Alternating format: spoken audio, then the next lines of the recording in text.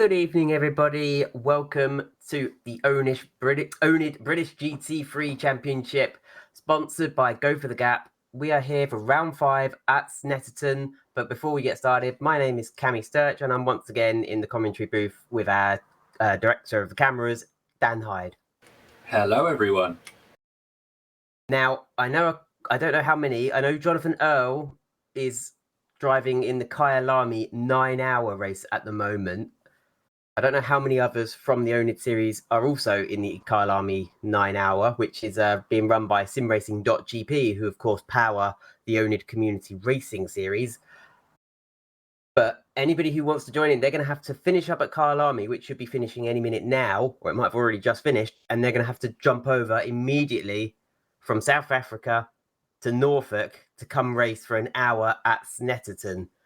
And it'll be interesting to see which drivers actually do follow through and come race with us, and which ones decide, yeah, after a 9-hour endurance race, I need to take a break. But our drivers should be heading into their qualifying session. But first, we'll talk you around this Snetterton circuit. It is the Snetterton 300, of course, with the infield section starting at the Cedar Straight into Riches, the right-hander, down towards Montreal, where it's a 180-degree right-hander, down in towards the infield section. Then it's a left at Palmer, down towards Agostini, back on yourself towards turn 5 at Hamilton, down towards Oggies. Then you're heading back up to the original circuit at Williams before going down the Bentley Straight, the back straight, down towards Brundle and under the bridge at Brundle and Nelson, through turn 10 at Bombhole, down towards Coram, the 180-degree almost long right-hander before the little left-hand tight, almost not quite a chicane, but you really have to get on the brakes for it at Murray's before powering down the main Senna straight to complete your lap. And Snetterton is one of the MSV circuits, so it's in the same family of circuits as Brands Hatch and Alton Park. Out in pretty much the middle of nowhere. There's no train station nearby. There's no bus stops nearby. I'm not even sure what the nearest town is, because it really is out in the sticks. I suppose Norfolk's maybe 3/4 of an hour down the road, and it's not connected to a motorway. It's only connected to a dual carriageway. So yeah, really flat, open country. It's a thin, twisty circuit with that infield section. Not everybody's favorite, of course, especially in GT3 cars. It's a very narrow circuit, lots of runoff space, and no way the cars will be able to go free wide. It's like Alton Park in that respect, very tight, traditional British circuit. But I think we're going to catch up with the drivers in their qualifying session now. But we'll just take you through the championship standings as they are after 4 rounds. So in the pro category, Jonathan Seville leads with 2 wins to his name on 80 points. Christopher Larson with 1 win to his name and 58 points. And Dan Watts in 3rd with 50 points. In the silver class, it is Henry Handy leading the way on 77 points. Alexander Utegren with 61 points. And Willebert van Oosenen in 3rd with 50 points. And in the AM class, Dave Zalecki leading the way with 75 points. Matt Wilmot is in 2nd with 60 points. And John Cheel is in 3rd with 44 points. Pinky87 says Jello. But no, the traditional greeting with oNiD Racing is Shalom.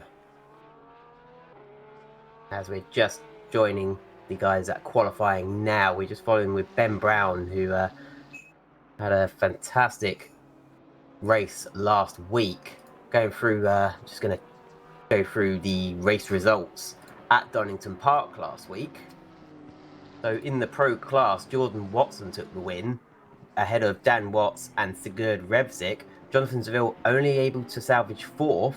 In the silver class, it was this man, Ben Brown, who took the win in the GTR ahead of Derek Stack and Wilbert van Oosenen. And in the AM class, Dave Zalecki finishing ahead of Colin Cameron and Matt Wilmot.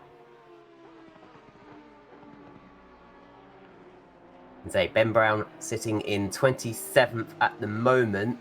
Fairly down the order, and a nice little square transition there. A sort of a cross transition. Very nice stuff. Dan's working overtime to get us these gorgeous transitions. You don't see. We didn't even get that on the SimRacing.GP Kyalami race, Dan. So slick stuff. The production values are amazing. I've got all the latest technology here. Pinky87 says, shalom. Drills D says, hello. Hello, Drills D. And Christopher Larson with a 1:45.5 is top of the charts at the moment. Top of the timing board, rather. He hasn't released a pop single or anything, so he's not top of the charts. Adam Gardner running in 14th in the Mazda 787 inspired livery. And you can see we've got a couple Pulse SimSport cars ahead. A Racing Stronger BMW moving over. And that, when it says it's Miles, oh, hi, Miles. Why don't people make usernames that are recognizable? Dan, do you remember what your first internet handle was when you started using the internet, like your first username? Yes. So the first thing I had was a Hotmail account. Now, I was really into a certain film at the time. I don't think you'd guess what film it was. Can we have a category? What genre of film was it? Comedy. Okay, Kevin and Perry. Close. It's the same kind of thing. The main actor has done many subsequent films with different characters in each one. British actor? You know what? I don't know. Oh, I assume so. We'll leave that for the chat then. So what? Well, I suppose if you told us the username, it would give it away. It might others. I don't know if you would get it. Okay, so what was your first internet username? It was keeping it real Hyde at hotmail.com. Keeping it real. Oh, Pinky87 saying American Pie? No. No. Oh, yeah, keeping it real. Oh, was that Ali G? It was. Ali G in the house. Receptacle. Oh, wow. And, God, do you remember what car he drove that he had sort of all pimped and modded? A Renault 5. He did. I wonder if they actually bought like a Renault 5 Turbo for that, or whether they just bought a cheap generic Renault 5 model and then just tarted it up. And I go for that option. Or they probably found one ready done.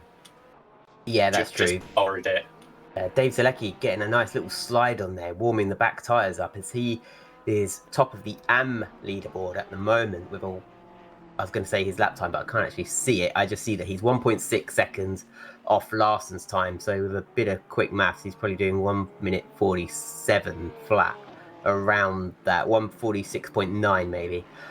2 plus 2 is 4, minus 1, that's 3, quick maths. Well, my first internet username was, I'll give you quite a strong clue because it's quite niche, but in the Lord of the Rings films, there was a Never seen them. Oh, well, that's you out of it. Or if you've read the books, I guess not. Nope. Well, in the chat, if you can identify what the fictional metal alloy was, the fictional metal that was impervious to damage. I think Frodo wears a chainmail shirt made of this metal,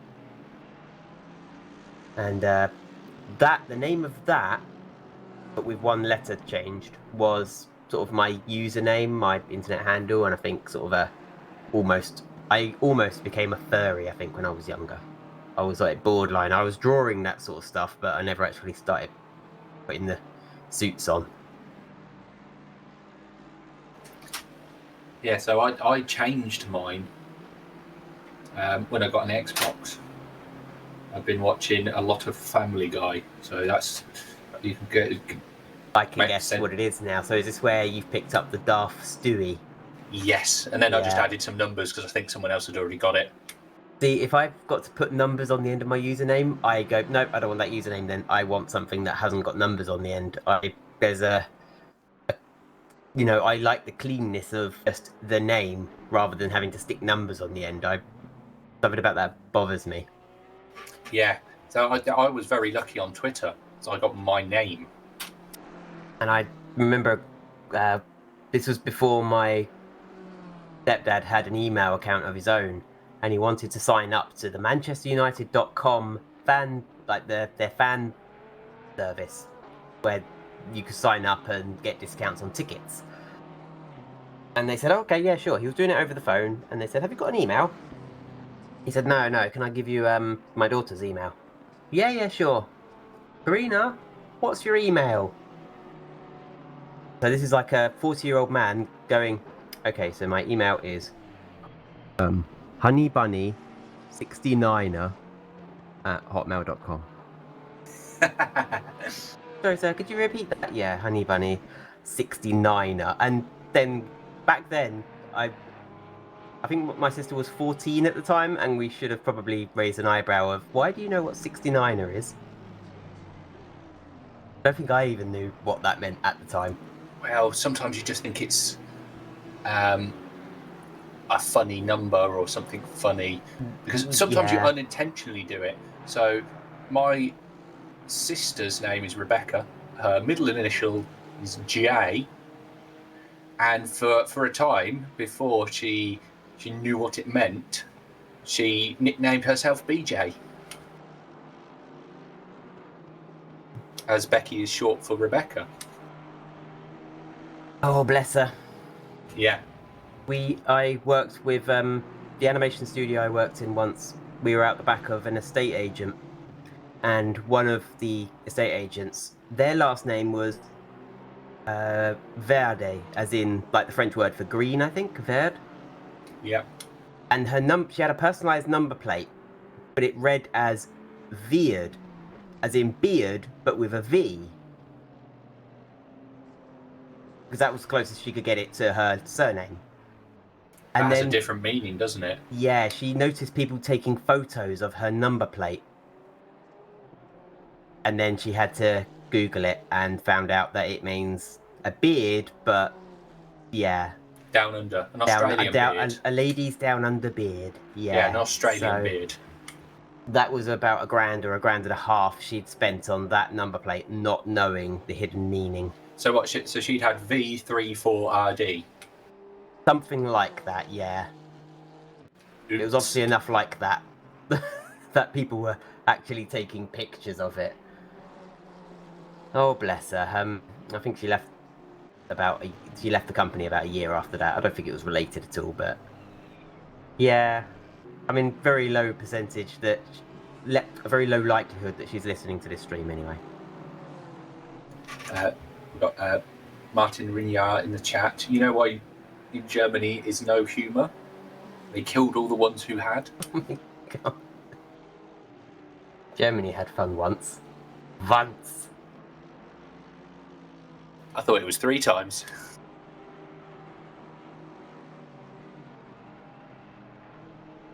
Oh, I mean, he says that, and 2 nights ago I watched the German film Downfall, so great timing. It's a good film. It's a very good film, yeah. Anyway, we should be talking about some racing. Bring back things on a lighter note. Well, I've been told, I mean, Steve Worrell is a fan of my commentary style because he says I have a unique laid-back style that makes him laugh. It's good for endurance racing. Yeah. Hint, not good for these sort of races, Cammy. Talk about the race. So, Larson still comfortably on top with about 0.2 of a second ahead of Watson in the Pulse Sim Sport. Jonathan Seville, unusual to see him down as far as 5th. I mean, he's only 0.4 off, and it is quite close, their battle for the second row. But yeah, seeing Seville in 5th, it's like, oh my, you start worrying, what's happened to him? Is he having a bad day? Or something must be really wrong if Jonathan Seville's in 5th. Like, his wheel must not be working or something, because we're so used to seeing him up on top. Hilke van der Veen, hello. How are you feeling this evening?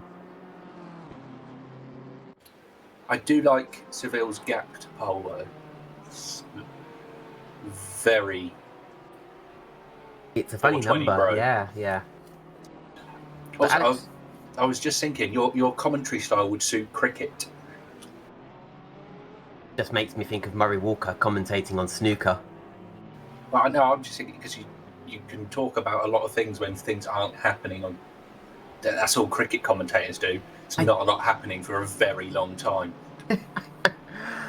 It's just this stream of consciousness where you just talk from brain to mouth and you don't really filter it out and you don't stop and think about what you're going to say. Hilke, MWE, nothing race related, just MWE. What's MWE, Dan? I don't know the vernacular of the youth. No, mwah, mwah, mwah. That's what it means. Mwah. Nothing race related, just mwah. But overall, okay. I just started liking to make the noise mwah. And Larson's not giving up. He's still out there. Watson has closed the gap. He's now only 0.04 of a second back from provisional pole. So Larson's probably feeling a little under pressure, like he needs to get another lap in. He's just holding back to give himself a bit of clear space as he was coming up to Murray's. And here's Marcus Hagel in the Audi. And he's third now. He's 0.3 back. We've got Dan Watts fourth, Jonathan Seville still in fifth, Sigurd Revzik, he was second last week, in sixth, and Henry Handy up in seventh at the moment for qualifying. He's good 6 places ahead of Vingerden in silver class, and Dave Zalecki in 12th ahead of Vingerden.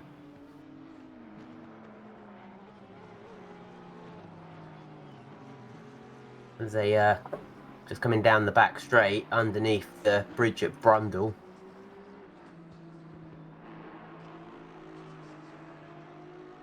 Dan, you can point out where you've operated a camera because you've worked here at Snetterton, haven't you? Yes, I mainly operate at turn 1. These people are very unlikely to crash into me, which I like. You did see plenty of cars in support races going off into the gravel though, didn't you? Yeah, I saw 2 very expensive Porsches just kind of drive into each other and one ended up in the gravel. Wasn't there a Focus as well? No, a Sierra in qualifying. So that's it. Before we started actually working, I was just getting the camera set up. He put it in the gravel, and then it wasn't even that deep. He could have just driven out of the gravel, but he turned the engine off and got someone to drag him out. Wasn't there like a diesel Focus series or something that you... Oh yeah, it's horrific. Yeah, just a special series purely for sort of mid-2000s diesel Focuses. Yeah, like the racing might be good but I only see what's going on at turn 1, but they sound horrendous. Yeah, they must belch out a bit of smoke when they put the foot down. Not half. It reminds me of Jason Plato's Seat Leon diesel BTCC car. Yeah. We've just got about 8 minutes left here for qualifying at Snetterton. Still Larson on top with Watson. Hagel is currently sitting in third with Darren Watts in fourth. And Jonathan Seville not budged yet. No new fastest times going on the board. The track is optimum. It's about 28 degrees out there. Track temperature of 36, which is even warmer than the track at Kyalami was. And Miles Dixon is sitting in 11th at the moment, pushing very hard in the Porsche 911. And I really thought Snetterton would suit the Porsches a bit more, but not seeing so many. They seem to be stuck in the midfield at the moment. Yeah, I think Porsche suits this the newer infield section, but the long straight not so much, and probably it can be a little unstable in the high-speed corners in the final sector and turn 1. I shall trust your judgment because you've been doing a lot more sim racing than me recently. As I like to say, those who can't talk about it, and that's firmly the role I've found myself in, just purely talking about racing now. Ando Senpai says, "Go me, Kappa even. I'm in the lower split." Oh, nobody did ever guess the nobody bothered. It was the metal in Lord of the Rings was called mithril. I wouldn't have got that in a month of Sundays. No, so that's the internet handle I had. Ah. But I didn't know it was from Lord of the Rings when I used it. I just must have heard it at some point and just thought it sounded cool. But the trouble was that people mispronounced it. Rather than saying it as one word, mithril, they sort of broke it into two parts and called it my thrill. As in I was getting a thrill over something, so...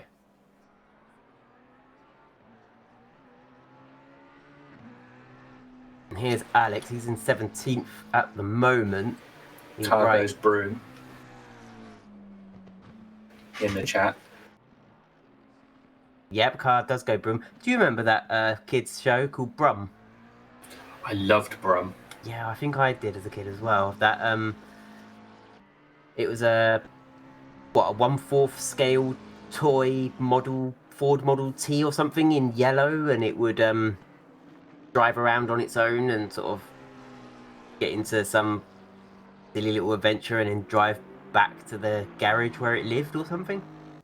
Pretty much. Strange. I remember seeing it on YouTube a few years ago and just thinking, oh, I watched this as a kid. This is really weird.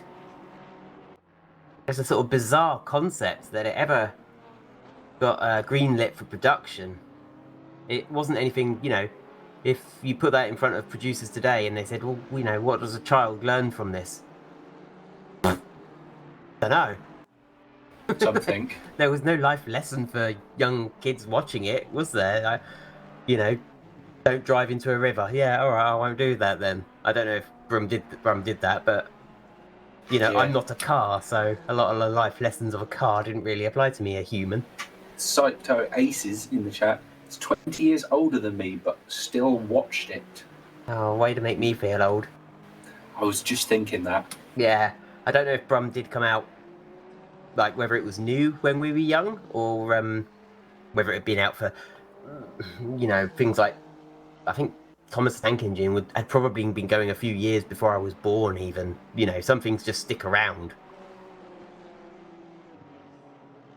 Like Pingu. I think Pingu's enjoyed a longevity that other kids shows haven't, purely because it doesn't have a language barrier and it's accessible to everybody. Like SimRacing at oNiD, it's accessible to everybody, whether you're male, female, non-binary, trans, disabled. Everybody's welcome to come race at oNiD Racing. Except Johnny. Johnny's not allowed. Except Johnny. Do you mean Johnny Ashley? Yeah, I'm supposed to mean not Johnny Seville. I know, he's allowed. He's all right. No Johnny's allowed. We're allowed one Johnny. Yeah, the quick one. Nobody got that. I was referencing the No Homers Club. Ah, yes. Where they say, we can have one Homer, but you let Homer Glumkey in. I can quote Simpsons far too much. So Chris Larson hasn't improved yet. He's improved a tiny bit. Oh, that's weird. Jonathan Seville isn't 420 anymore, but now Watts has the 420. That's why I thought Chris Larson hadn't improved. He's improved by the exact amount to make Darren Watts 420 back. 7 thousandths by my maths. Yeah. Quick maths. Yeah, and it was correct.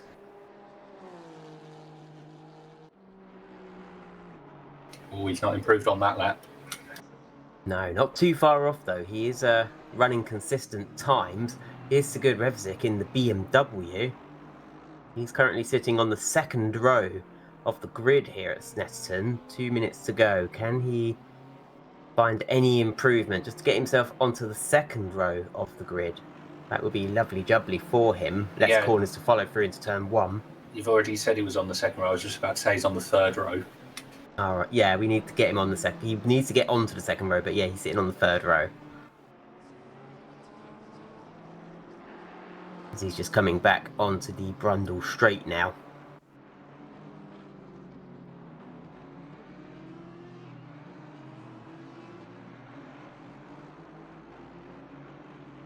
Down under the bridge. I've driven over that bridge. I've only been to Snetterton once. And that was to watch 750 Motor Club series, such as F1000 and the Spire sports cars.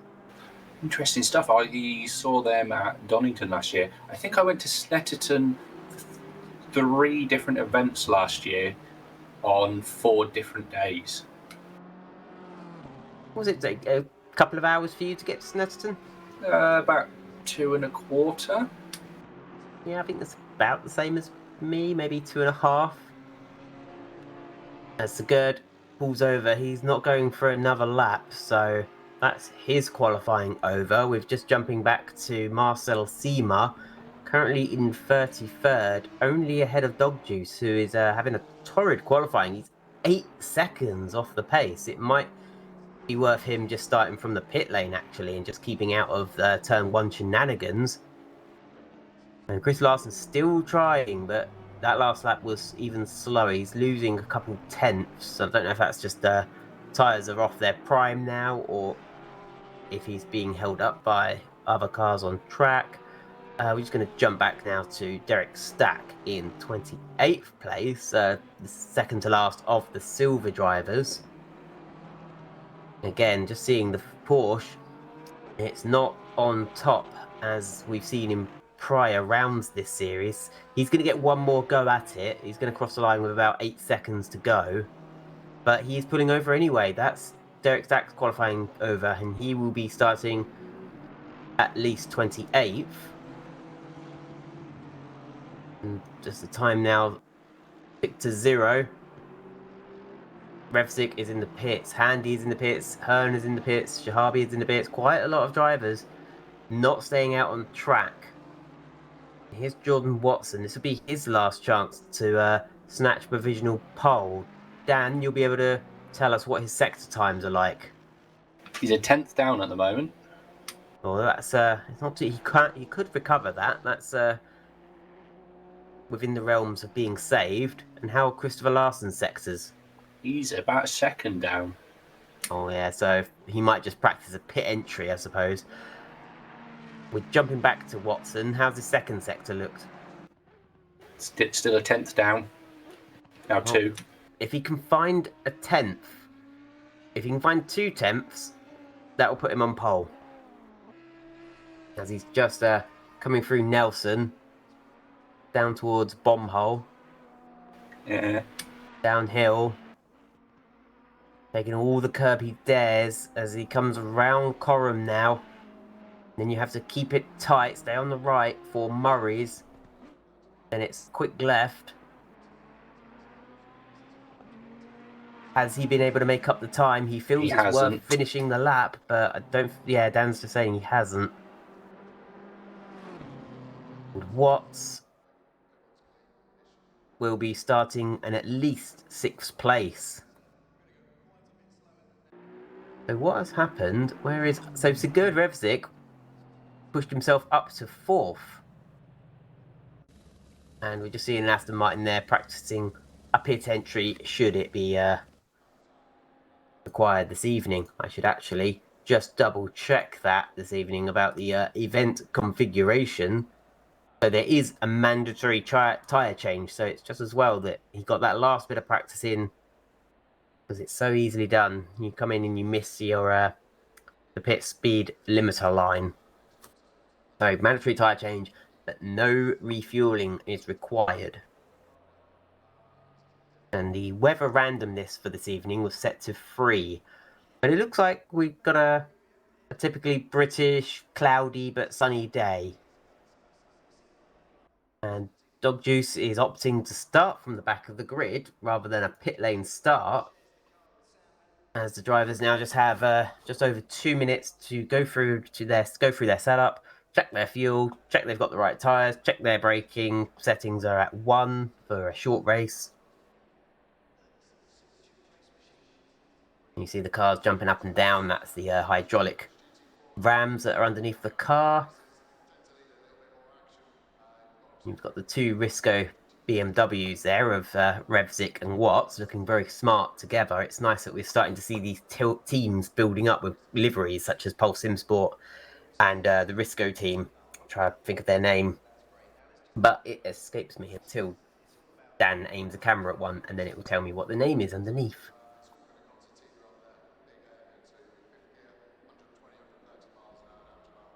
Do it, Dan.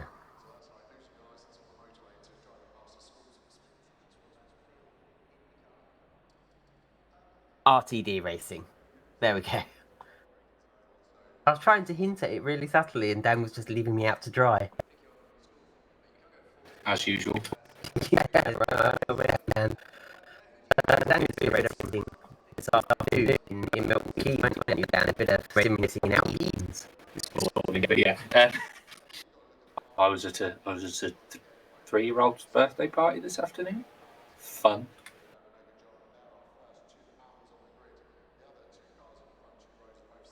But yeah, this morning we had mixed results. Had a last and mid grid, should we say, out of 13. Yeah, because Simply Races only have about 13, 14 sim rigs, don't they? So I suppose they're limited. 15, I think. Oh, 15, but yeah, you can't really have 30 cars out on the grid because they don't have 30 rigs. But just coming up with 15 seconds to go now. And the tip that Dan gave me is to click drive as late as you can, because the heat in the tyres immediately starts to dissipate. And if you click drive with 30 seconds to go, you've got 30 seconds of sitting there watching the heat drain away from your tyres. If you leave it to as late as possible, you might keep a degree or two more or a little bit more pressure in the tyres. But Larson now moves out of his pit box and just takes the drivers away on the formation lap. We're just following Dog Juice. He's probably not even started moving yet. When there's 34 cars on the grid, it can be a bit of a while between the first and last cars setting off. And most likely, when the green flag goes out, there'll be a fair bunch of drivers still working their way through Coram and Murray's.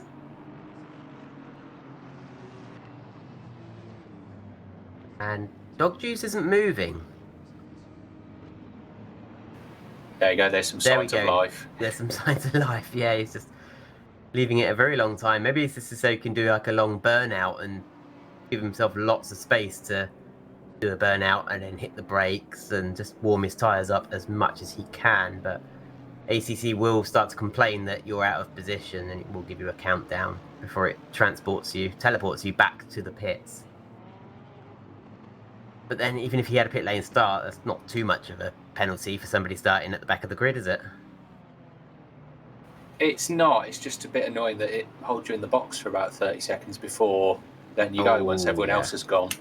And then you have to trundle through the pit lane slowly as well. And if you're at the first pit box, you've got a long pit lane to sit through at sort of 60 miles an hour. Yeah.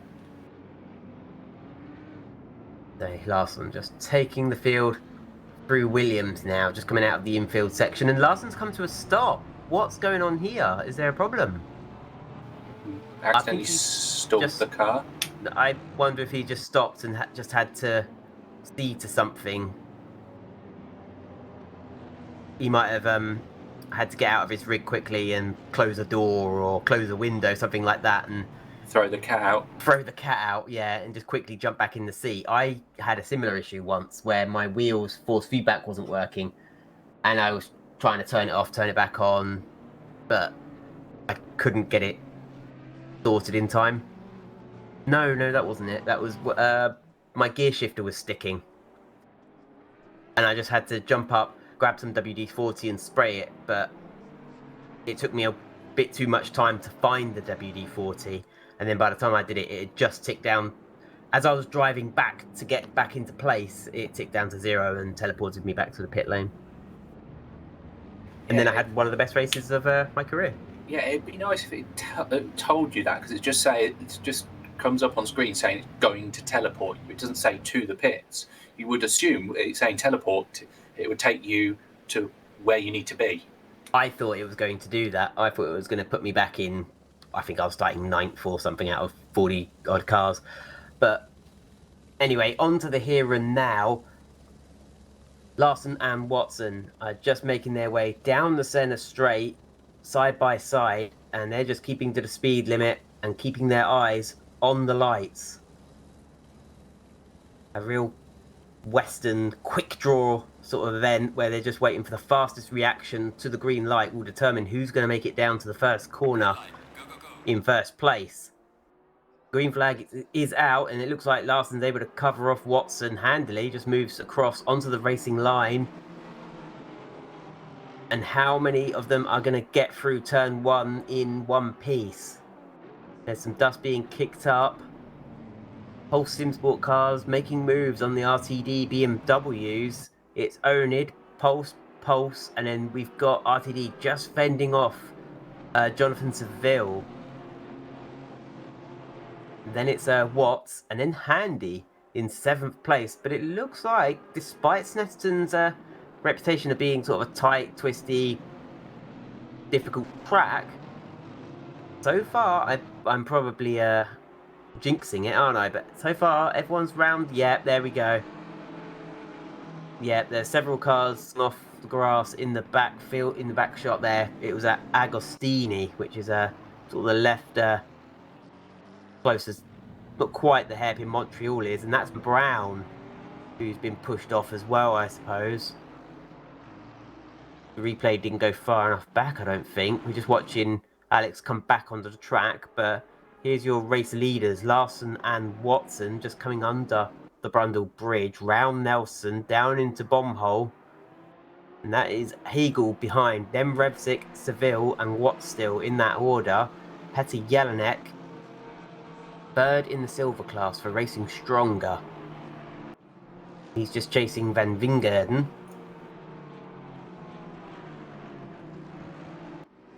Then it's the long right-hander at Coram. This is Dave Zalecki. He's leading the AM class, and there's a few markers already knocked over as they come around to complete the first lap here in Norfolk. And Henry Andy's already... Oh, he's dropped a position. I think he's just lost out to... no, he's not. He's lost out to Javier Marquez there. And now Alex Shahabi having a look as well. That's Miles Dixon we're following now. He's in 10th place. He's just made a move on Hearn.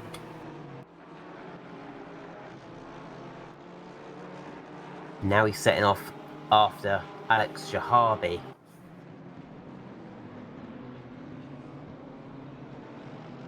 So it's very tight still. All the cars very tight with each other. Only 3 minutes gone. It's going to be a while before we start seeing them separate into their little groups, their little gaggles, as it were.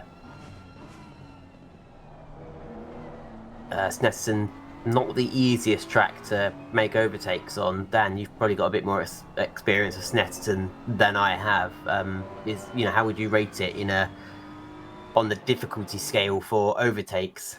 11 out of 10. Out of 10.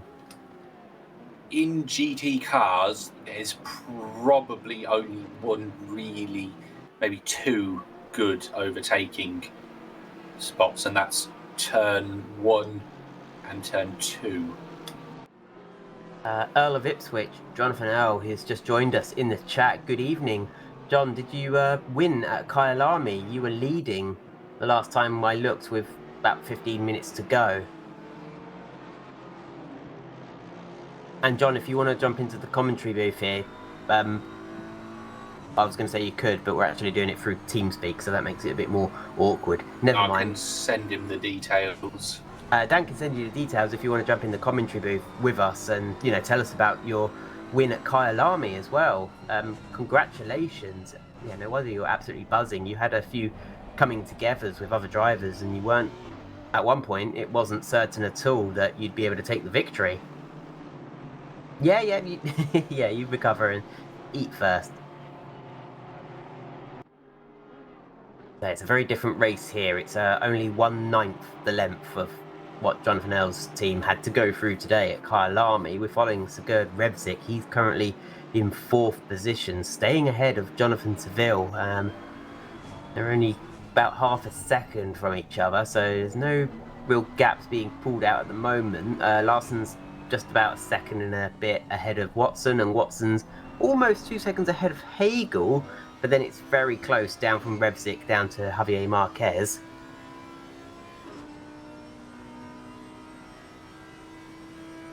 Just got this nice shot from Hagel watching back as we jump to an aerial cam.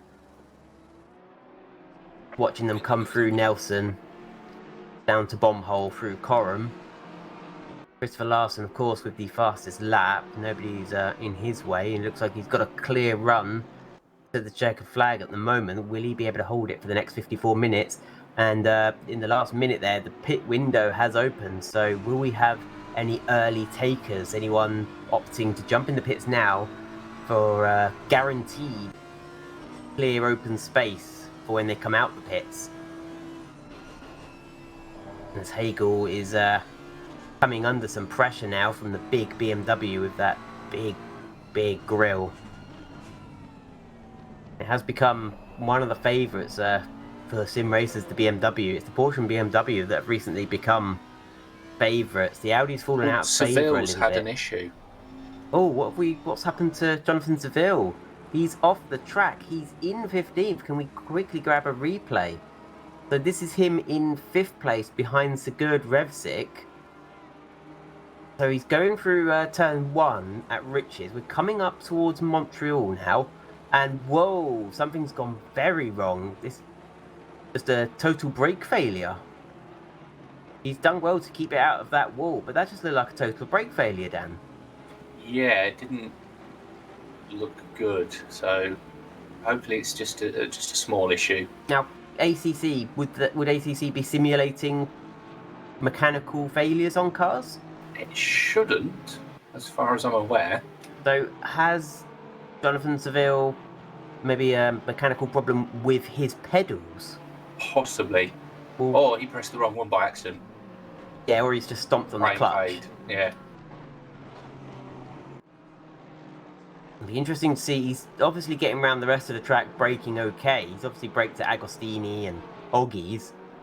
So it's not happened again, but Seville's having a very difficult one. That's especially so early in the race where everybody's so bunched up. It's he wasn't off the track for a long time, but it enabled about 10 cars to go past him. So now he's going to have to dig deep and bring a bit of a comeback fight to this, as we're following Daniel Hearn in the Gold 911 ahead of Alex Gardner and Dave Zalecki. He's chasing Miles Dixon, also in a Porsche 911. Ooh, goes a little bit wide there. Don't think it's done him any harm. I wouldn't call that a gold colour. I'd call that 50 Shades of Brown. It's little...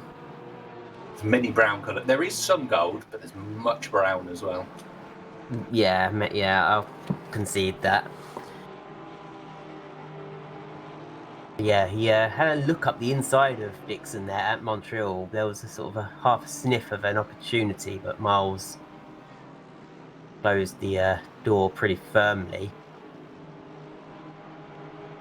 And Henry Handy in silver, still running in 7th, so he's obviously got the pace.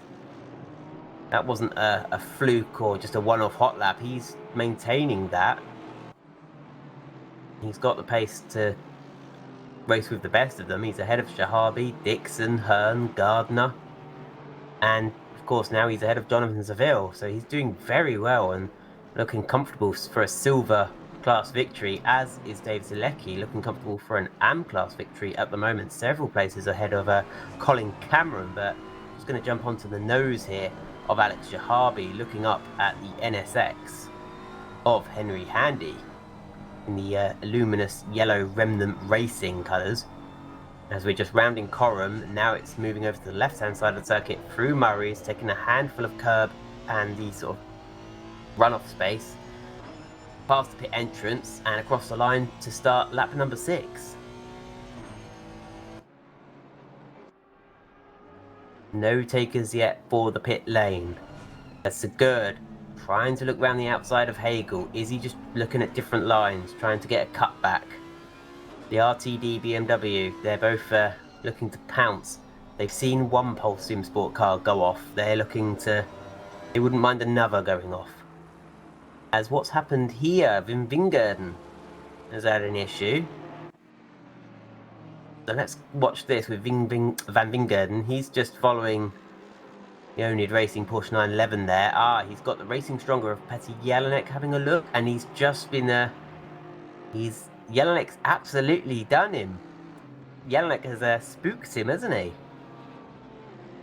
Yeah, he's just got out on the marbles and lost the rear end. Yeah, Petr just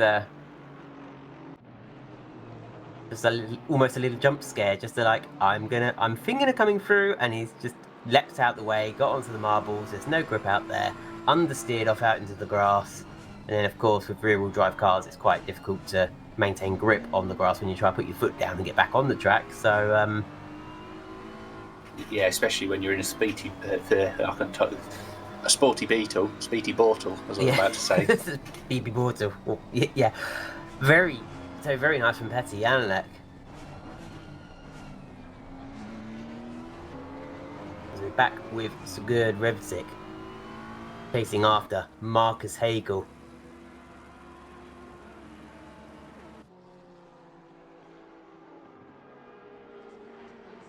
Down into turn 1. And it's it is difficult to pass here at Snetterton. But where do you think he could make a move, Dan? I think he's probably going to be putting his nose into overtaking positions but not go for a move, and I think that would be the smart thing to do. Force your opponent to make the mistake. Well, we know the Audi is it's a tricky car to handle. It's not the most stable. My stream's just cut off, Dan.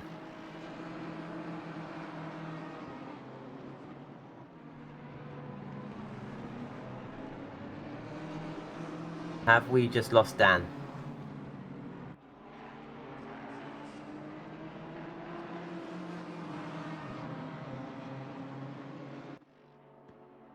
Have we lost Dan? User in your channel timed out. Okay, so everyone can still hear me. So I'm just checking on Twitch. You can all still hear me. And the Twitch stream is still running. So whatever's happened to Dan, it's just affecting on our end. So I can keep talking. Horse 130058. Not a problem, mate. Just glad we got up to the Audi and got it done to bump us up another spot. Oh, that's Earl of Ipswich. Yeah, you guys are talking about your car alarmy race, aren't you? This is Petr Jelinek. He's in 14th at the moment after booking one of his opponents off the track. And that is second in silver class. Henry Handy leading silver class at the moment in 7th. Going very well. There's the two markers that were taken off at the beginning of the race. All out FOPs. First thing I come to is technical difficulties. Oh dear. Well, it seems like you've still got me. I don't know what's happened with on Dan's side. Yeah, I'm just checking. I have to. Twitch has a delay, so I'm just checking that you can still hear me as well. Yeah, it's mystery. I mean, obviously, if the camera's changing, Dan must still have a modicum of control still, if he's able to change who the camera's looking at. But we're just following with Petr Jelinek at the moment. Yeah, it's a bit of a mystery. I mean, Dan has several... Yeah, the camera's changed, so Dan still has control over the cameras. It's just an issue on our end. So I'm having to watch the Twitch stream, which is delayed by about 5 or 8 seconds. So I might be a little bit delayed in talking about what's happening. Oh, it looks like our feed into the commentary booth has just come back online, actually. That might mean Dan's returned. Can you hear me? Yeah, I can hear you, Dan. Dan, can you hear me? And we've just got a couple of cars. That's Henry Handy off the circuit. He's had a coming together with Javier Marquez. What has happened to those two? No, this is disastrous for Henry. He's watching his lead just drive past him. And I think I saw... Yeah, so we're just going to grab a replay. What's happened here? So Henry Handy, was he trying to line up an overtake on Javier? Oh, couldn't quite tell from that angle. It was a bit of a bad angle to tell. Not sure if he went up the inside and the doors closed, or whether he was squeezed out. But yeah, this has ruined Henry Handy's race. He's lost the silver class lead now. Petr Jelinek assumes the lead of the silver class. Henry Handy plummeting down the order. He's third in silver class at the moment. He may even drop to fourth. Here's Javier. He came off okay from that. We're just watching Alex Jahabi. Sorry, Dan. Miles Dixon looks to be a big winner out of that, getting up to 7th. Although Shahabi is wanting to have something to say about that. Yeah, it looks like he's going to get past very quickly, as well as Hearn. He was just having a look there. That's Adam Gardner behind them. That's Henry Handy's teammate. They're both Remnant Racing. They run the sort of 787 livery style, even though they're different colours and in different cars. Stevie B says, get your crystal ball out, Cammy. Yeah, I kind of had to when I wasn't sure what was happening with Dan's technical issues. What I had to do, Dan, was say something, then turn the sound up on Twitch and check if 5 seconds later I heard my own voice come through. And that way, you heard yourself from the past. I heard myself from the past. So I could say, Cammy of the future, you're a knob. Say, Cammy of the future, you're a knob. Oh no, I can't believe past Cammy would say that about me. That was very rude. That's very rude indeed. Can't believe past Cammy would do me like that. But Sigurd Revzik really trying to squeeze his BMW up the inside. It looks like he's going to manage it. He's going to get alongside Marcus Hagel now, but of course he's going to have the outside going into Palmer's, and he's just had to relinquish that line. Marcus Hagel assumes third position again, and Miles Dixon now ahead. I think he's punted his teammate. I think we should go back for a replay. Was there a punterino between teammates? So here they are, down the centre straight, coming down towards turn 1 at Riches. Now, was there a punt? Let's see. So he moves over to the right. The software that I use was telling me there was some contact. Javier's opened the door for him, let him go through. But I didn't really see any contact there, unless it was just the gentlest of nudges, but it looks like a sort of a team order thing of Javier just moving over to let his teammate go by, so sort of nice working as a team there. Here's Ryan Davies. He's currently in 17th place, just behind Henry Handy, who's lost 10 places after that coming together with Javier Marquez.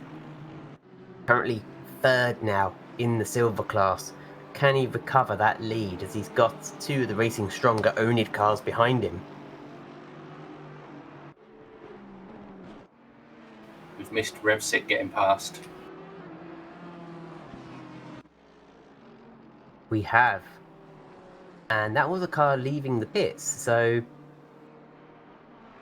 I'm not sure who that was, but they could have taken their mandatory pit stop already if it wasn't a drive-through. I think that was Ralph Vest. Might have been. There's a lot of dust being kicked up there. But now Dan Watts will be next to line up and overtake on Marcus Hagel. The Audi is a difficult car to handle. It's quite inherently unstable. And if you can master it, it's very fast, but it is difficult. Here's Jonathan Seville. He's back up into 9th, and it looks like he's just made a move on Hearn. So we're just going to follow this out of Murray's, past the pit entrance, down the centre straight. Yeah, he's closing. At least it's against another Porsche. Any other car would just likely drive away from the Porsche. And just a simple up the inside move into turn 1. Nothing spectacular, but now Hearn does have to read, you got pulsed. Seville went a little bit deep into Montreal, but nothing serious. He's recovering nicely as Martin Thorpe going up the inside of Alex Parkin there. Or was that Ryan Davies? Ryan Davies. Yeah, up the inside of Ryan Davies. And now he's setting off after Ollie Knowles. So good move there. And here is Alex Parkin, in one of my favourite liveried cars on the circuit with all the pandas of Mad Panda Motorsport. He's currently in 20th place, 4th in the AM class. So having a strong race today at Snetterton. We're just about 20 minutes in here. If you're just joining us, we're 20 minutes in at Snetterton for round 5 of the British GT3 Championship with oNiD, sponsored by Go For The Gap. 21 of you watching this evening, slightly lower numbers than what we're used to, as Ralph Vest is off the circuit, and I think he's at the back of the pack now. And Alex Shahabi, one of the first of our sort of main front runners, comes into the pits to take his mandatory pit stop.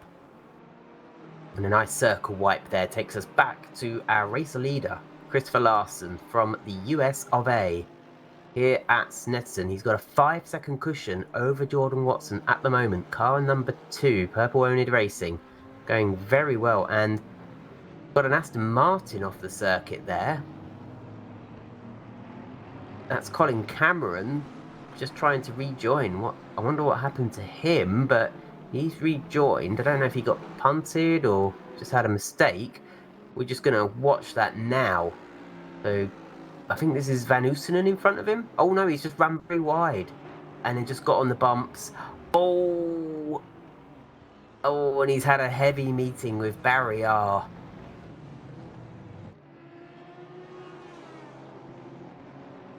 Yep, that hood has really popped, and he's going to need to repair that in his mandatory pit stop. That car will be handling abysmally. There's no way he can run that for the next 40 minutes. Dan, how will that car be feeling for the next few laps? Like you've ripped the front end off. Yeah, he You practically can see has. everyone's just driving past like he's not there. Like he's a GT4 car, really, isn't it? Yeah. Yeah, and there's Yeah, no 'cause that point was fighting Davis going past.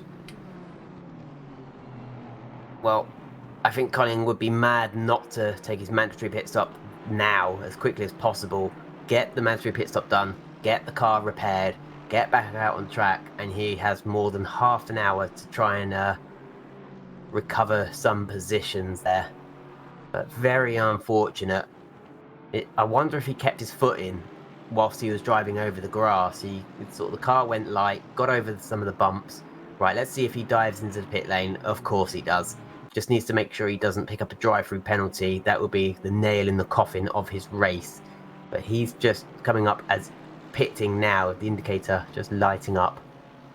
And so is Matt High. Matt High into the pits, car number 86 from 25th place. That has put Alex Parkin up to 2nd in class. Alex having a great race here at Snetterton at the moment. Yeah, running 2nd. Really good outing from the Mad Panda Motorsport car today. He's just got Mav Gardner ahead of him in the Aston Martin. We're just going to jump to Dan Watts, still chasing Marcus Hagel for that 4th position. Sigurd has pulled away a little bit. He's got about a 2nd ahead of Hagel, so not huge, but he's going to start to break that slipstream, that toe. Chris Larson with a 4.5-second gap to Watson, and Watson has a 2-second gap to Sigurd. So can Sigurd start to close up on Watson?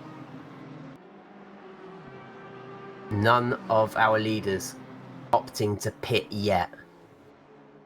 May come across the line, starting the 14th lap. Here's Ryan Davies and Ollie Knowles, the two oNiD Racing Stronger teammates in the BMW and Porsche respectively. They're just at the bomb hole part of the circuit coming through to Coram.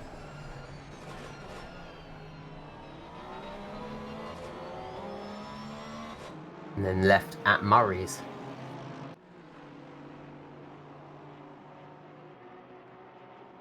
And that's Mav just making his presence known to Martin Thorpe ahead of him. Nowhere near close enough to make an attempt for an overtake, but definitely just having a little menacing look as he goes deep into Montreal.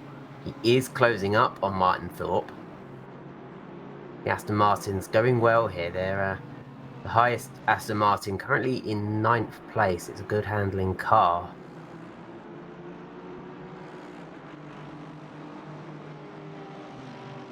All Out Fop saying, no, not my boy. 28 of you tuned in. That's a bit more like it.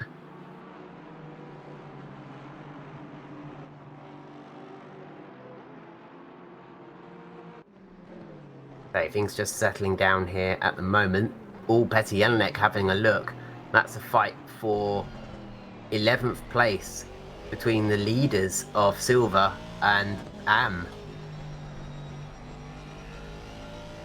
So, is Dave gonna try and fight this, or is he gonna just let a Silver driver past because it won't affect his points tally at the end of the day? Jordan Watson taking his mandatory pit stop, so that's going to drop him out of 5th position.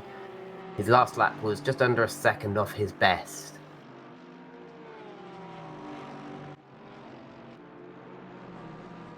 And he's just hearing car after car driving past him in the pit lane. It's a bit of a powerless feeling. There's nothing you can do about it. You just have to take solace in the fact that what comes around goes around, and you'll get those places back once those drivers all make their pit stop, as I think that was Martin Thorpe driving past.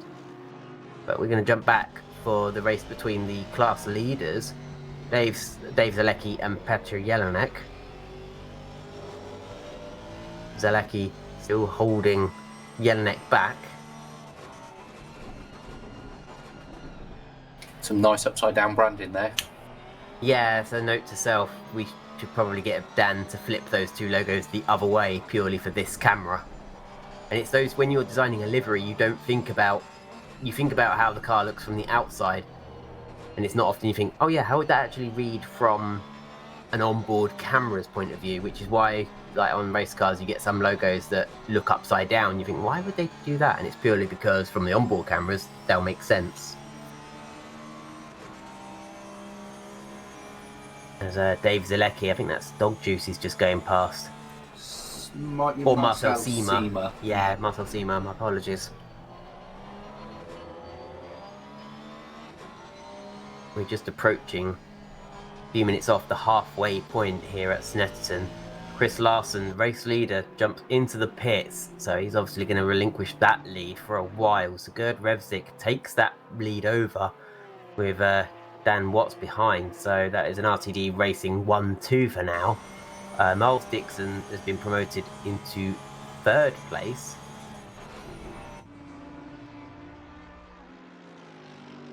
And Daniel Hearn is in 5th, and here's Marcus Hagel, he's pitting in now. Most drivers opting to do it at about the halfway point. And Ben22, Ben Brown, is out the race. We've lost Ben Brown. He's in the chat saying, I'm out, maxed CPU lag. So, Dan, what does he mean by that? Talk us through that. Something on the PC, on his PC, caused the processor to be overloaded for whatever reason. When we hear the word lag, we think about internet lag, but is there such thing as CPU lag? Yeah, so if the CPU's doing other things, it can't process the game quick enough. Your inputs aren't then sent to the car at the right time, and you can end up in a wall. Oh, where did Ben get his processor from? It's an awkward question, Cammy. Well, at least you didn't make the processor, let's put it that way. It's not like it's a, oh, and Jonathan Seville's off the track again. Has he had that same problem, a failure to brake? He just got to the end of the Brundle straight and kept going, sorry, the Bentley straight, and kept going across Brundle. So this is really out of character for Johnny Seville. Ben, would you like to join us in the comms box? We're on TeamSpeak. Christopher Larson wiggling his car about. We are on Discord as well, but we're not walking through the Discord, are we, Dan? No, it's very complicated. And Christopher Larson doing it again. He's just getting a wiggle on. He's obviously... he's getting frustrated with the back markers, and he's wiggling his car around rather than flashing his lights. Unless he's just... because he has pitted, so do you think he's doing those little left-right motions just to heat the tyres up? Could be, but also trying to make his car big in the mirrors of the cars he's trying to lap. Yeah, no doubt, you know, a car wiggling left and right will catch your attention in the mirrors more than a static car. But he's cleared those back markers now. We're jumping ahead to AM leader Dave Zalecki, currently in 4th, and he does have a habit of pitting so late that he ends up being the overall race leader at some point, doesn't he, Dan? Yeah, it's a good way to make sure you end up on the stream. It certainly is. It's good for the if you're ever putting together a showreel video of your sim racing accomplishments. You know, I'll always adapt my commentary to make it sound like he's been leading the race for a long time rather than just through pit stops. As Dan Watts going past Scheitel there. That's just a pro driver going past an AM driver, so not too much of a fight being put up by Scheitel. That's for 13th place. Of course, they've already pitted. Most of the field now has actually pitted. A lot of them have opted to do it at the exact halfway point. Quinten van Wingerden, who had a bit of a problem earlier, he went off the track, didn't he? I think he was the one spooked by Petter Jelinek. He's chasing another oNiD Racing stronger car. But this is Hilke van der Veen. Let's hope the two Dutchmen don't come together. As we've got Johnny Seville in the pits. And that could be Dave Zalecki. Yep, that's Dave Zalecki in the pit. So he's just pitting at a normal time this race around. He's not opting to sort of pit at the last second. That means Adam Gardner has been promoted to race leader.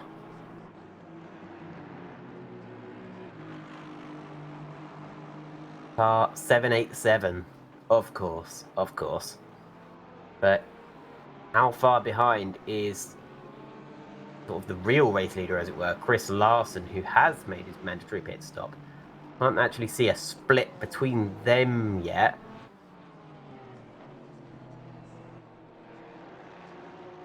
We've got two Gardners on the podium, Dan.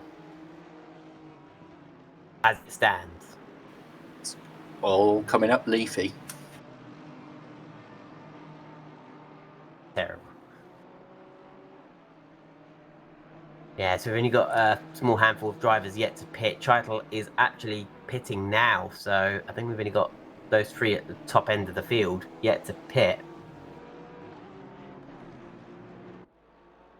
But yeah, it's a shame we lost Ben. Ben, if you're still in the chat, you know, how was your race going up until the point the CPU said no?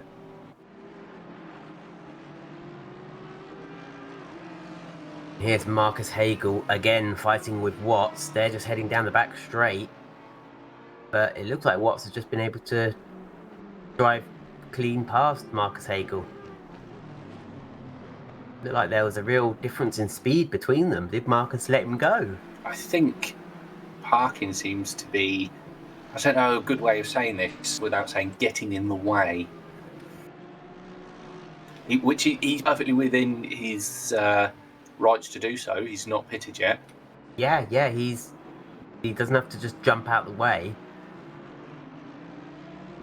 But you can see the sort of the speed difference between Am and Pro as he jumps into the pit lane. You can see the speed difference as Marcus Hagel now coming back, and we've just jumped to.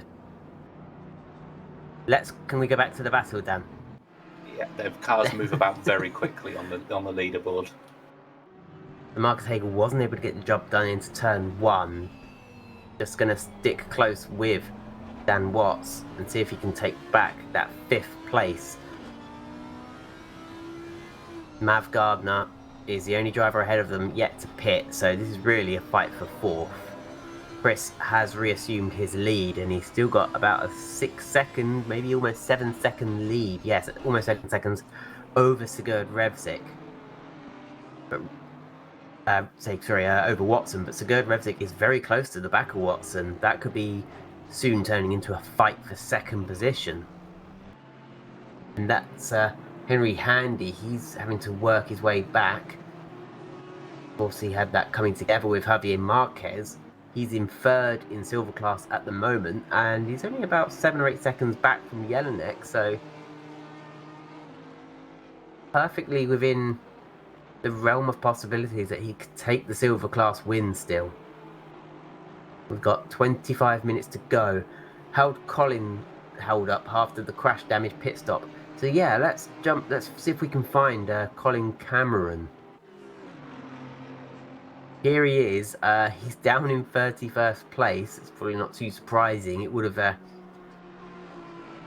what with the tyre change, plus the amount of damage he must have had, and that looks like he's about to walk past Marcel Sima as they come up to Montreal. Yeah, that's a simple job done well. So he's back up into 30th now, and Quinten van Wingerden is the next car ahead of him, about almost 10 seconds up the road. Alex Otegren is in 28th. He's just behind Lathoff and Hilke van der Veen.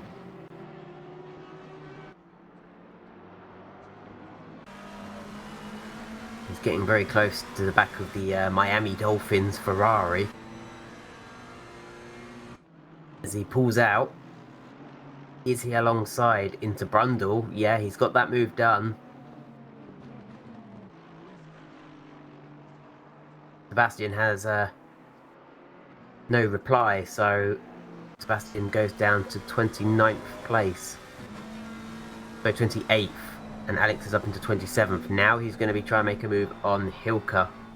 But yeah, All Out Fox, sorry to say that Colin Cameron is down at the arse end of the field now.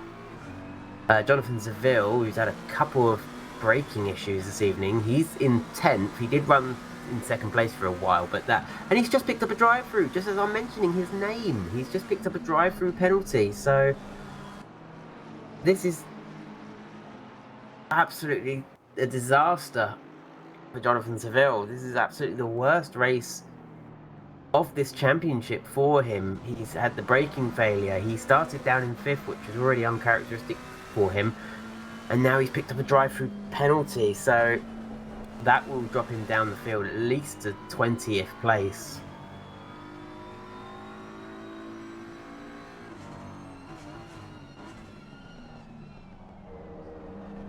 We're just watching from the back of Hilke van der Veen's car, Alex. This is a fight for 26th position. And that McLaren's looking very quick. And that Ferrari's looking a bit quick as well, and almost ran into the back of Alex. It looks like Alex is going to have this move down the end of the Brundle Straight, as Mav Gardner is in the pits, and Johnny Seville in the pits to serve his drive-through penalty. So he's coming from 10th. Let's see how far back he drops.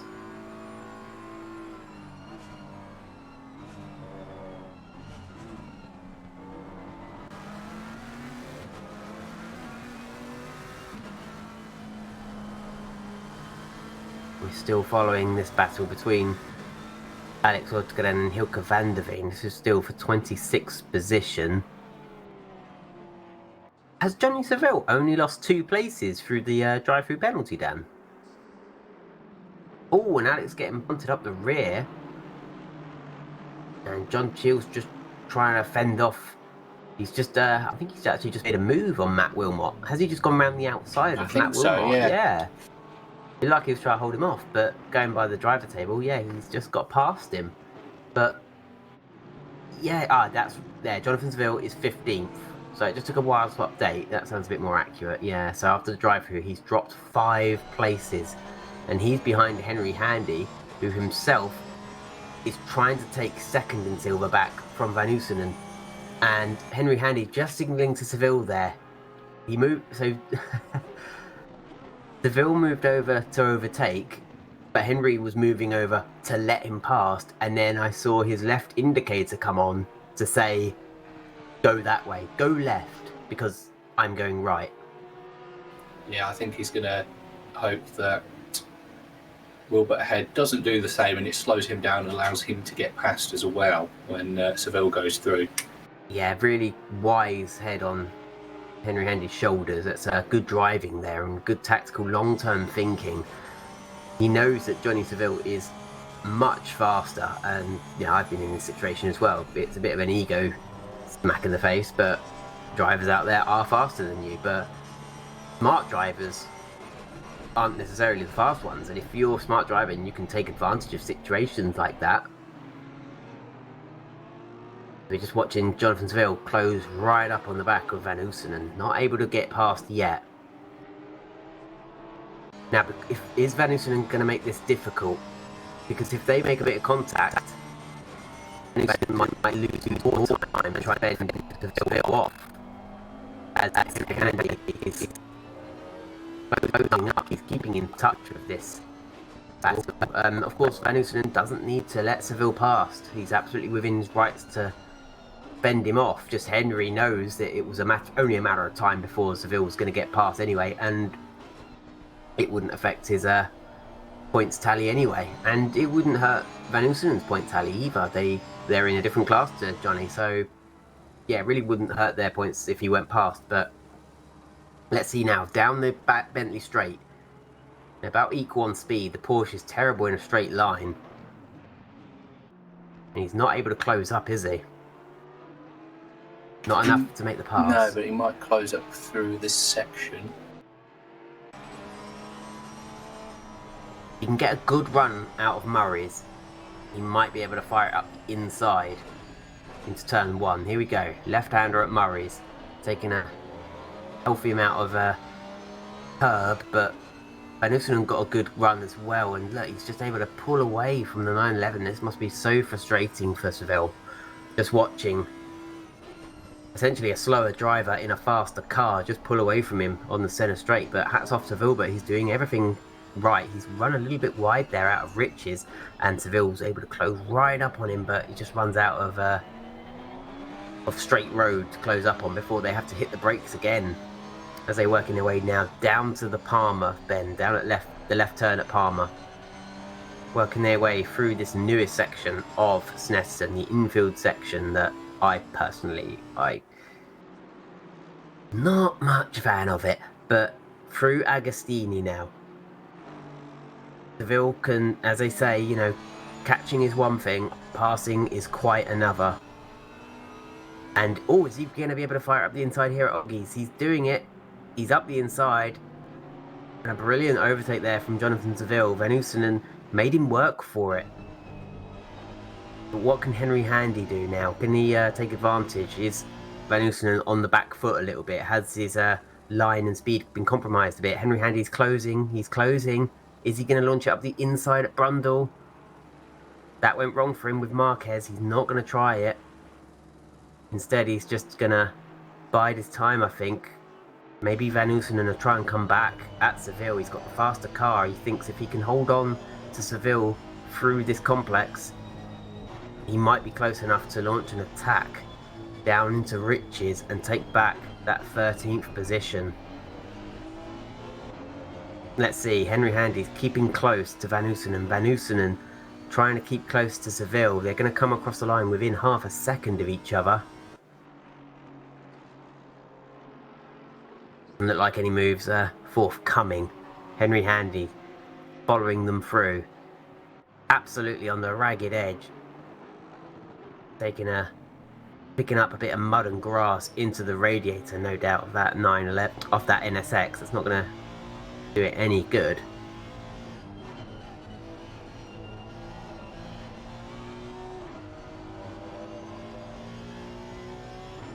And they're just coming down towards Agostini. We're just approaching 75% completion here, as we're going to jump back to Matt High. And who's Matt High fighting with here, Dan? Derek Stack. Well, it looked like Derek Stack's not much of a fight, was it? No, that was a very easy overtake. Derek Stack just opened the door for him, and I think that was just because it was a silver driver with a pro driver behind him, so you know, people might be wondering, oh, why has he just opened the door for him? But you know, if it's not going to change your point tally for the evening, you might as well just let them pass rather than risk them running into the back of you, you know, making an attempt to get past. As we jump back for the race for second place in silver between Henry Handy and Wilbert Van Oostenen. Looks like Johnny Seville's starting to edge away from these two now. So he's setting off after Adam Gardner. He might be able to get himself back into the top 10 by the end of this race, but you know, that's all I can think for Jonathan Seville, as Henry Handy goes very deep at Murray's. Absolutely makes a dog's dinner of that and loses a lot of time to Van Oostenen. So all that work catching him up, he's just thrown that out the window. as we're following Dave Zalecki and Petty Jelinek, still nose to tail, still as they were, the leaders in AM class and silver class together in 10th and 11th, and Mav Gardner just running off the track a little bit, getting very close to the back of John Cheel. No, that's not John Cheel. That's Dan, that's a back marker, isn't it? I think you're correct. 575, I think the number was. That's not John Cheel, but Mav not able to get past. I'm not seeing blue flags. I know it's 525. It's Chittil. Oh, you're right there. It's Chittle. So of course Chittle doesn't have to move over for him. Or Chitle, I'm not sure of the pronunciation of that. Mr. Greggles says, "Hi Dan. Hi Greg, how's the PC? My CPU maxed out and crashed." There's racing going on, Cammy. Side-by-side action. There is side-by-side action. This is between Sigurd Revzik, who has caught Jordan Watson. There was a couple of seconds between them a while ago, but now it's only a tenth of a second. Sigurd having a great race here at Snetterton, making up a lot of ground. It's a good race for RTD Racing. I nearly said STD Racing. Can Watson hold him off? We know Watson is a great offensive driver, but has he got what it takes to drive defensively for the next 13 and a half minutes? As Kev says, "Hi boys, Kev from Oz." From a land down under. Greg says his PC is very good, thanks. Awesome stuff. 25 laps completed here at Snetterton in Norfolk, England. Here is the leader in purple, oNiD Racing's Chris Larson. He's usually chasing Jonathan Seville and keeping Seville honest, but Seville's out of the picture this time, and it looks like it's the win is there for the taking for Chris Larson. He's just got to do this for 13 more minutes, and they'll have the victory in the bag. Boys, I'm going to the Five Nations Rallycross at Linden in April when I come over. Dan, where's Linden? Does it mean Lidden, maybe? Do you mean Linden Hill?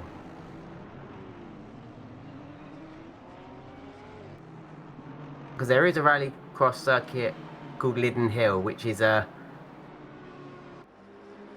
think it's like Lydden, but we're just watching Sigurd Revzik and Watson. They're just going past Colin Cameron, who's just run wide deliberately to let them go past. Great stuff from Colin Cameron there. And now said Lidon, and somebody's just pointed out that's the virtual currency of hit social platform Second Life. Man, I remember Second Life. Now Facebook is making a virtual reality world, thinking they've invented Second Life when Second Life already existed sort of 15 years ago. Still, Snetterton, Watson and Revzik battling for this second position here. Don't think Sigurd's going to have time to catch Larson, even if he passes Watson now.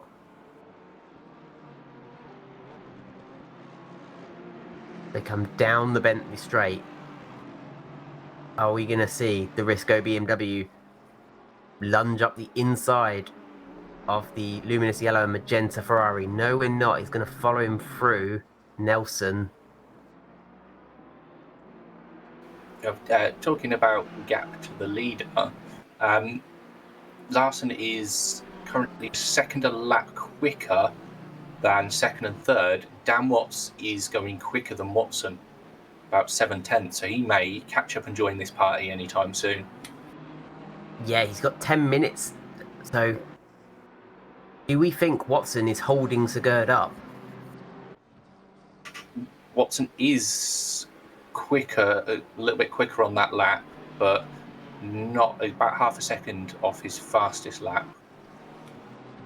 And I don't think Revzik can get any closer to that Ferrari. All the skill in the world to drive that close and not make contact. He's just hoping to push Watson into making a mistake as they come down into Palmer's again for the 27th time. Is he going to be able to hold on for that second place, or is Revzik going to get his BMW up the inside? They come into Agostini now. We'll probably start to see Dan Watts come into the back of some shots soon.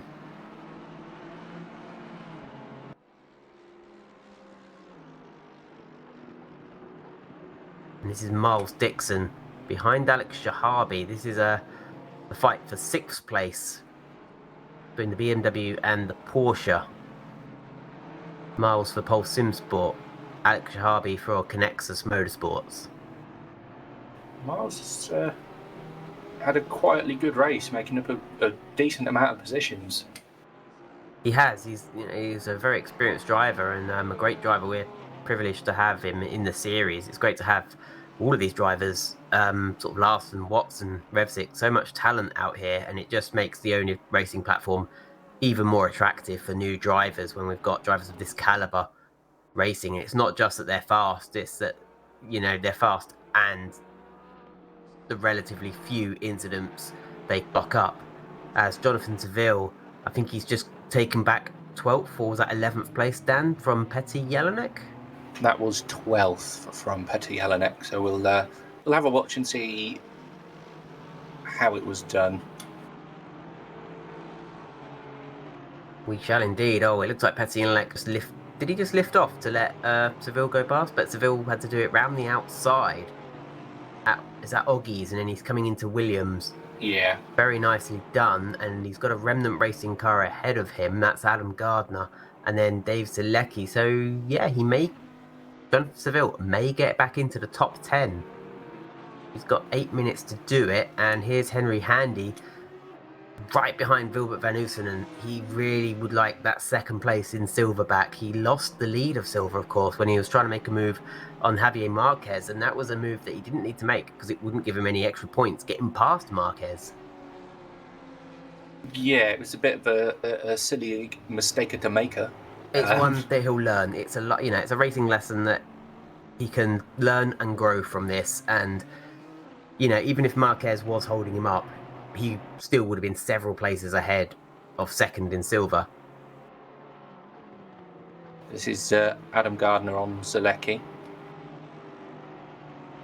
Yeah, so of course Zalecki, the leader in AM class, just losing that 10th position, I think it is, to the Remnant racing car of Gardner.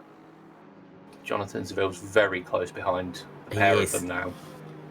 Yeah, he has closed that gap right up. Oh, and something's happened to Gardner while we've been in replay. We'll have to have another replay. Oh, he's just gone very deep, hasn't he?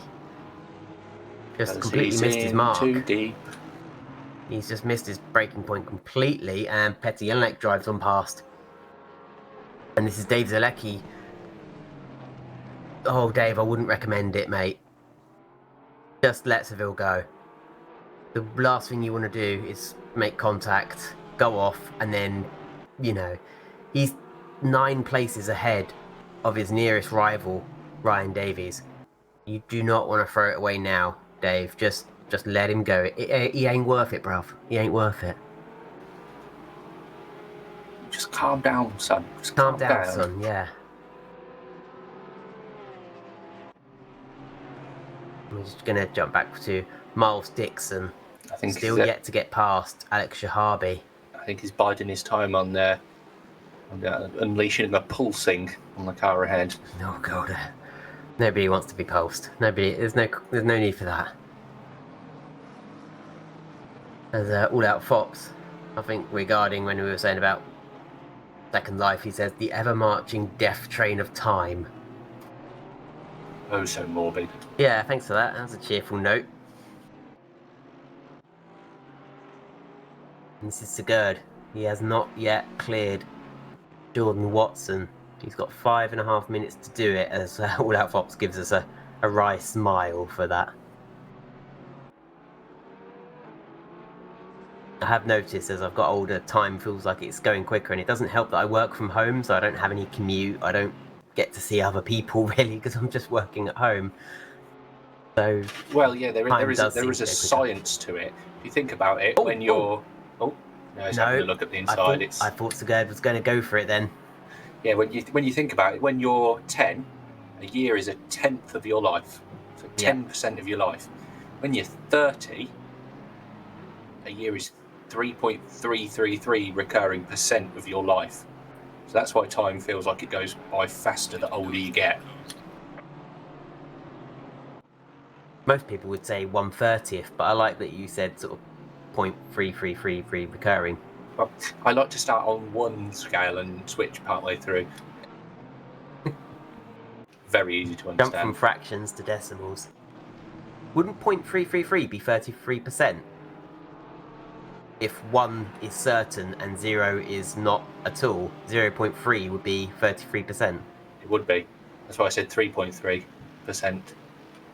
Oh, did you say 3.333 recurring? Yeah. Oh, sorry, I didn't catch that. But Miles Dixon, he has caught Alex Jahabi. Is he able to get himself past? No, Alex Jahabi, I think it was just the brute speed of the BMW that saved him there on that straight. As Miles looking to the outside, the inside, he's got 5 minutes, less than 5 minutes to go here at Snetterton, and he's trying as hard as he can to get past Alex Jahabi. Another close battle on track is Sigurd Revzik and Jordan Watson. This is the battle. That is the battle for second place. And Sigurd not yet cleared Jordan Watson. He's hanging on for dear life for that podium position. And Miles is just trying to take that 6th place away from Alex Jahabi. I think what we're seeing here is Jahabi, I think he pitted quite early. So I think he's just run out of tyres. He may well have done, but I think it will be the BMW's top-end speed that saves him. Because watch, as the 911 has a slipstream, even with the slipstream, that BMW just edges away ever so slightly down the straight. And I have a feeling that Sigurd in the BMW is quicker than Jordan Watson's Ferrari. I think there was a bit of contact while we weren't watching. Oh, and he's going to launch it up the inside. And he just goes too deep, and Jordan just nips back up the inside, and now Dan Watts has just closed up his teammate. I mean, it was a great overtake attempt. It put me very much in mind of, I remember Bottas was involved in an overtake like that. It might have been with Ricciardo, where the door looked like it had been closed. It was like a sliding door where it moved across, and then the overtake attempt just came. I think I know the race you mean. I think it was China when Max took out Vettel. Because I think Max could have won that race had he not crashed into Vettel, which is what allowed Ricciardo past. Because I think both Mercs stayed out on old tyres. I was thinking it was a Hungaroring for some reason, but anyway. But no, that move, if we're sticking with the F1 theme, was a day late and $1 short. Yeah, well, of course, the man who says that is Brundle, and that is the corner of which, sort of the namesake, Brundle, coming into Nelson now. Miles still yet to get past Alex Jahabi. Some great defensive driving from Jahabi and Watson here. I'm assuming Watts will hold station behind Revzik. He won't want to upset that apple cart too much. As Colin Cameron has just got in the way a little bit. It might have just held Alex Jahabi up a tiny bit, and Miles was all over the place looking for a way past. But again, the top-end speed hurting him. Colin brakes well early just to make sure he keeps out of the way of these two. Great stuff from Colin Cameron. He's had a horrible race. Miles all over the grass. I think he had all 4 wheels on the grass at one point there. He's lucky to keep control of the car, but still, he closes up in the corners. That's where the Porsche is strong. But then he just has to watch the big Beamer pull away on the straights, and there's nothing he can do about that. He's just got to hope that Jahabi makes a mistake in the next minute or two, because that's all that's left. 1 minute, and then however long the last lap is, and when Chris Larson crosses the line to start it.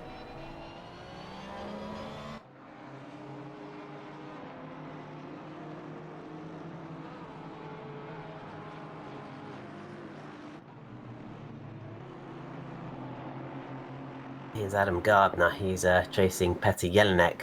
As Petr Jelinek takes a bit of grass there, and they're still behind Dave Zalecki. But here is your race leader coming up to start what will be the final lap of this race, starting lap 34 here at Snetterton. Everybody will be made aware with the in-game sort of voice that the leader is on the last lap, so they know what's at stake. They know exactly how long they have left. Adam can just hold station. He doesn't need to make a move on Jelinek. It won't change his points tally. Same for Jelinek. He doesn't need to pass Zalecki, and Zalecki's out by he's winning AM-Class by a country mile at the moment. He's 9 places clear of Ryan Davies, so he can just absolutely hold station. As Miles Dixon and Shahabi come across the line to start their final lap, Miles knows it's now or never, and same for Sigurd Revzik. He's still behind Jordan Watson. No movement from them. Sigurd's actually dropped back a little bit from Watson, as Alex just parking it on Alex Shahabi's just parking it on the apex. So as soon as Miles wants to get on the power, he can't. He's just got a face full of BMW.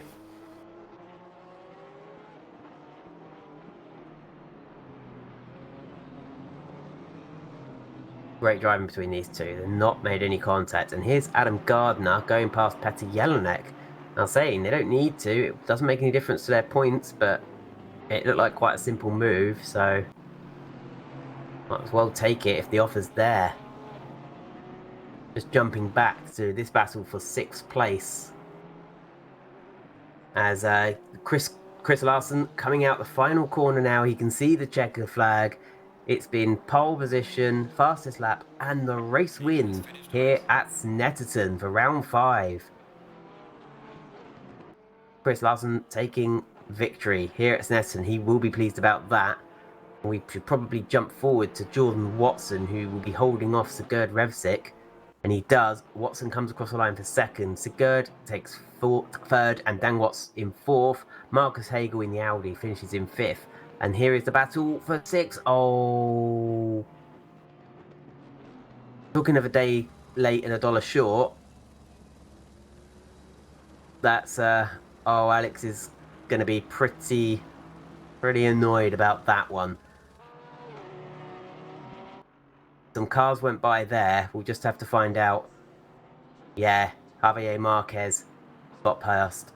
Hearn got past as well. So I think Miles Dixon's just feeling a little bit sheepish and awkward there, and Harvey's probably none too pleased. There's Jonathan Seville. He did manage to get back into the top 10. He finishes in 10th place, and there is your AM winner, Dave Zalecki, closely followed by Petr Jelinek, winning in silver class, just behind Adam Gardner. Van Oosenen is 2nd, and Handy has to settle for 3rd in silver class.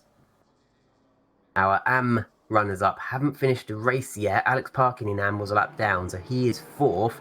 But here he is, Ryan Davies. He's going to come across the line to finish 2nd in AM class, 20th overall. Great drive from Ryan Davies. Good handful of points, as he's followed across the line by John Cheel, who takes the last podium position on offer this evening. And that rounds up an hour of racing at Snetterton. And there's just Chris Larson on his slow down lap, just taking the time to do a full slow down lap. Some drivers just pull over and return to garage immediately. Miles Dixon's flooding the chat with, I'll say flooding, he's really apologetic. He feels absolutely horrible for that. And, Miles Dixon's a lovely guy, and he'd never do anything on purpose like that. It was just one of those things in racing. I wonder if it will go down to the stewards. It was obviously Miles Dixon's fault, but it was obviously an accident. But just because it was an accident, it doesn't mean it doesn't go to the race stewards. But yeah, Shahabi obviously lost out on his 6th position there that he worked so hard to keep. And Marquez and Hearn got by. Dan, what are your thoughts on that final corner collision? I was thinking of saying it on that final lap. Is Miles going to make a do or dive move? And he chose die. I think he just outbroke himself at the final corner. Yeah, I have to say, it's outbraked. Whoa, it's your turn to correct me. Yeah, Once. it definitely is. I've checked that. The past tense of braking is braked. Yeah, it's not like you broke it. Yeah, yeah. You can't. You didn't broke for the corner. You braked for the corner. Yeah. And he braked far too late. And it was nice of him to wait around for Alex. It would have been a real dick move to just drive on past and take the points and then apologise later. He obviously meant his apology in the sincerest form and made sure he didn't finish ahead of Alex Harvey. And Well, no doubt they'll be talking about it in the chat, in the Discord. yeah, well, there's the well-known saying, which I don't always agree with. It's better to ask for forgiveness than it is to ask for permission. Yeah, exactly. Yeah. Well, that brings to a close round 5 here at Snetterton. Thank you, everybody, for joining us. Of course, join us next week for the final round, round 6 at Silverstone, an hour and a half special on the 26th of February. Same time, same place here on twitch.tv/oNiD Racing. And of course, if you want to get involved in the next GT3 series, you can join our Discord server and you can join the oNiD community on SimRacing.GP and get registered for one of our several series going on. And now is a great time to join because obviously we'll have new series starting up soon. So thank you very much for joining us this evening. I've been Cammy Sturch. That's been Dan Hyde operating the cameras and replays for you. Thank you very much and good night.